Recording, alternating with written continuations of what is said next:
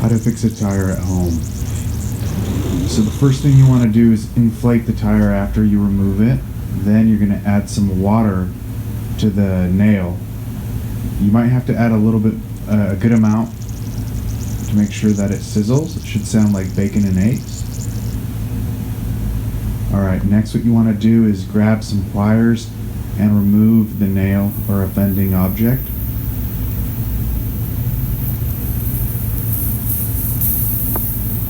Keep going until it comes out. Kind of note the way it's going in, so that way when you insert the insertion tool, it'll follow that path. Okay, insert the insertion tool from the kit. You'll be surprised it can actually go through a really small hole. Hit that like button for me.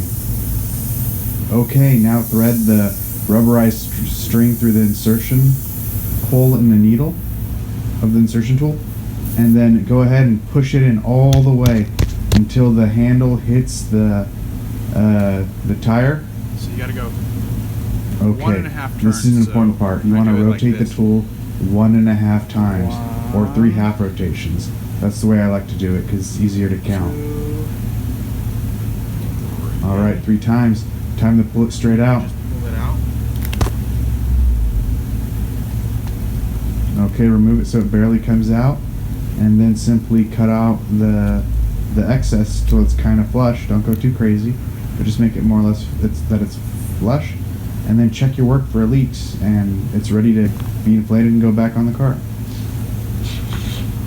Despite the insertion tool being almost 5 millimeters at its widest point, I've had good luck inserting it even by a hole left by this 1 millimeter object.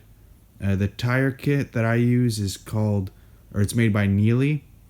You could order it online. It's made in the USA, and it works really, really well. It's a time saver as well as a money saver, and it's the only kit that I've found that actually proudly says permanent repair.